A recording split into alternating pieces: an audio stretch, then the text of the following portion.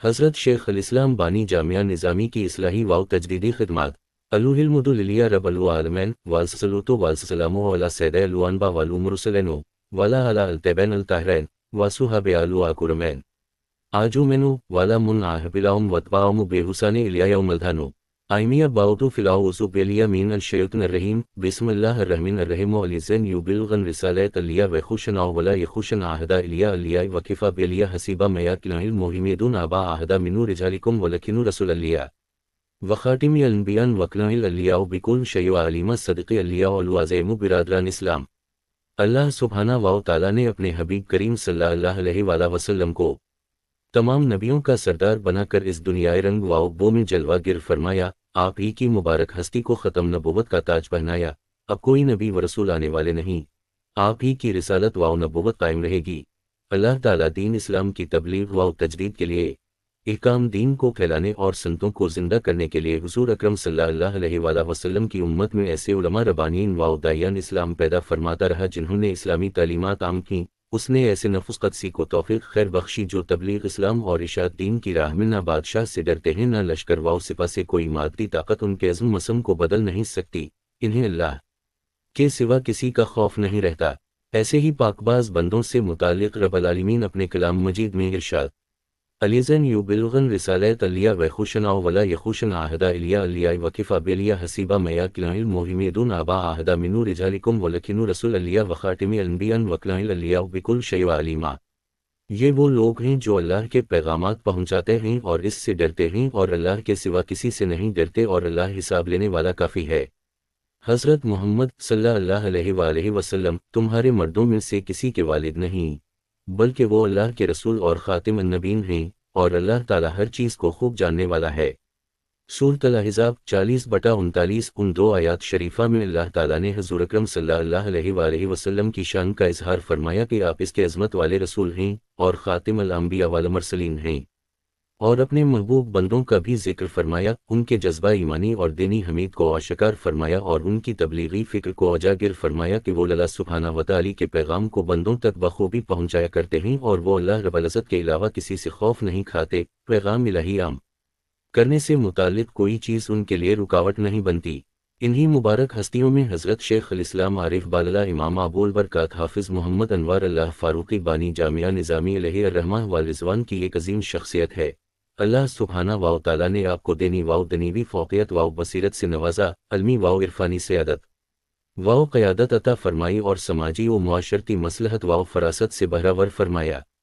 برادران اسلام، یہ ایک حقیقت ہے کہ رب العالمین ہر صدی میں دین اسلام کی تجدید اور اس میں آنے والی خرافات اور برائیوں کے خاتمہ کے لیے بعظمت شخصیات کو دنیا میں پیدا فرماتا ہے، جو مشید خداندی کو بروئے کار لاتے ہیں، دین متین کی حفاظت کرتے ہیں اور اصلاح امت کا فریضہ انجام دیتے ہیں، جیسا کہ سنن ابو داؤد میں حدیث پاک ہے۔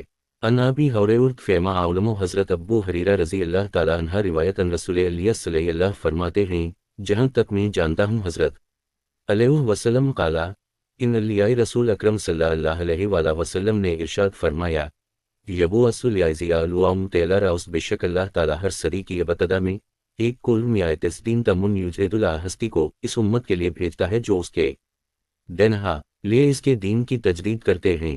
سنن ابی داؤد حدیث نمبر 4293۔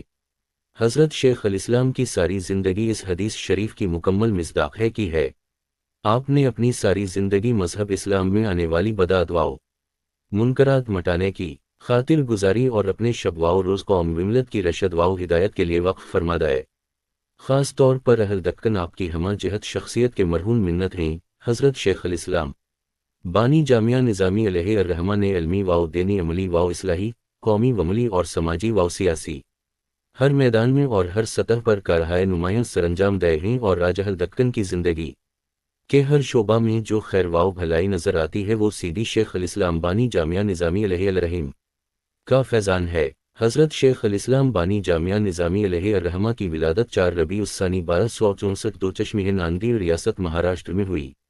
آپ کا سلسلہ نسب والد ماجد کی جانب سے 39 واسطوں سے امیر المومنین حضرت فاروق اعظم رضی اللہ عنہ سے جا ملتا ہے، اور والدہ ماجدہ کے واسطہ سے امام الطریقہ حضرت سید احمد کبیر رفاعی حسینی رحمہ اللہ علیہ متوفی 578 دوچشمہ تک پہنچتا ہے۔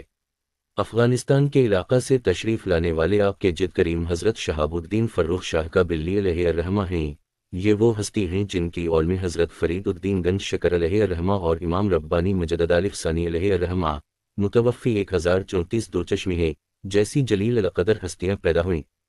حضرت شیخ الاسلام بانی جامعہ نظامی علیہ الرحمہ کے اکثر اجداد کرام کا تعلق خدا قضاوت سے تھا، جنہوں نے اپنے اپنے دور میں بے شمار علمی و اصلاحی کا رہائے نمایاں انجام دے ہیں۔ ملخص از معرف انوار سواد 2 حضرت شیخ الاسلام بانی جامعہ نظامی علیہ الرحمہ نے عمر کے ابتدائی 5 سال گزارنے کے بعد حضرت سید شاہ بدیع الدین رفیع قندھاری علیہ الرحمہ کے ہاں نازل قرآن کریم شروع کیا۔ 11 سال کی عمر شریف میں حضرت حافظ امجد علی صاحب علیہ الرحمہ کی نگرانی میں، جو ایک نابینا بزرگ تھے، حفظ قرآن کریم کی تکمیل کی۔ ابتدائی تعلیم اور خصوصی تربیت دال اپنے والد ماجد حضرت قاضی ابو محمد شجاع الدین قندھاری علیہ الرحمہ سے حاصل کی اور تفسیر، حدیث اور فقہ میں حضرت فیاض الدین اور نر آبادی علیہ الرحمہ، حضرت عبداللہ حلیم فرنگی محلی علیہ الرحمہ، حضرت عبداللہ فرنگی محلی علیہ الرحمہ اور حضرت شیخ عبداللہ یمنی علیہ الرحمہ جیسے معتبر علماء کرام سے خصوصی استفادہ کیا اور تمام علوم و فنون میں مہارت تامہ حاصل کی۔ ازدواجی زندگی سے منسلک ہونے کے بعد تقریباً 1.5 سال آپ نے سرکاری ملازمت کی، لیکن خدائے تعالیٰ کا مقصود اور منشا کچھ اور ہی تھا۔ آپ کو ملازم بن کر کسی کے ماتحت رہنا نہیں تھا، بلکہ اہل اسلام کی علمی و ادبی اور اخلاقی و اصلاحی سرپرستی کرنا تھا۔ حالات کچھ ایسے ہوئے کہ آپ نے ملازمت سے استعفی دے دیا۔ سرکاری ملازمت سے دستبردار ہونے کے بعد لوگ آپ کو دوبارہ ملازمت سے وابستہ ہونے کے لیے مشورے دینے لگے۔ حضرت شیخ الاسلام نے ان مشوروں کو قبول نہیں فرمایا اور علوم دینیہ کی تعلیم و تدریس میں منہمک ہو گئے۔ چنانچہ آپ نے اپنی ساری توانائیاں اسی طرف مرکوز فرما دیں۔ علم دین کے پیاسے آپ کی خدمت میں حاضر ہوا کرتے اور علم و معرفت کے سمندر سے سیراب ہو کر اپنی علمی و روحانی تشنگی بجھا لیا کرتے۔ شاہان وقت کی تعلیم و تربیت۔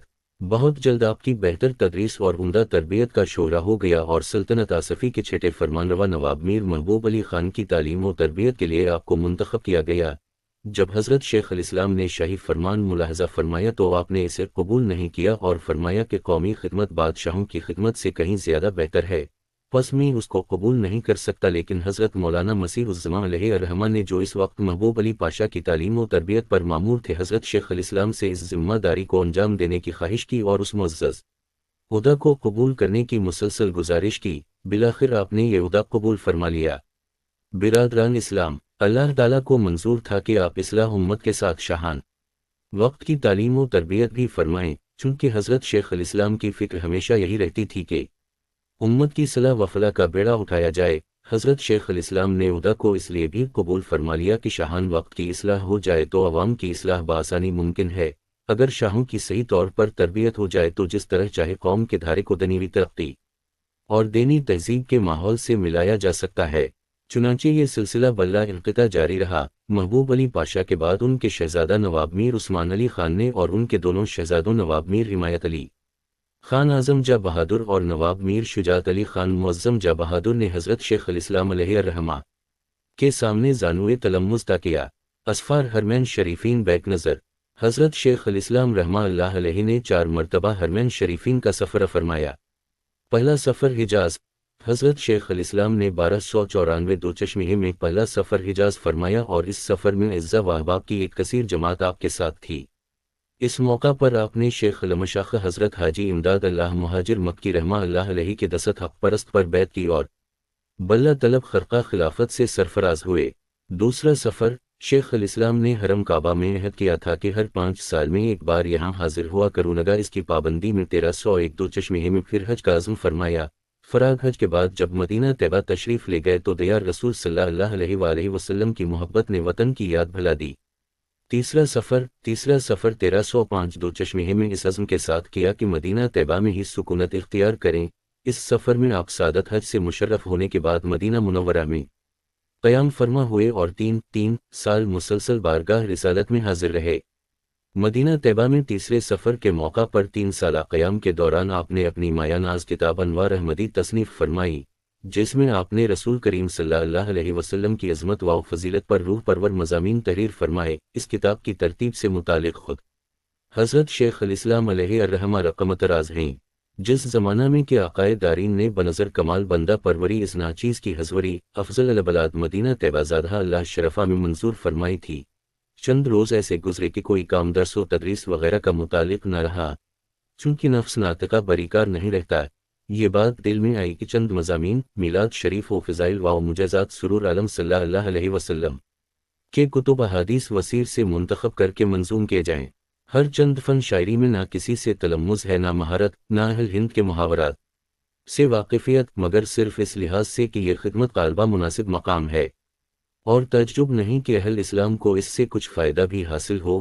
چند اشعار لکھے اور ہنوز مقصود تک پہنچا نہ تھا کہ ان اشعار کی شرح کرنے کا خیال اس وجہ سے پیدا ہوا کہ جب تک ماخذ ان مضامین کا بیان نہ کیا جائے قابل اعتماد نہ سمجھے جائیں گے۔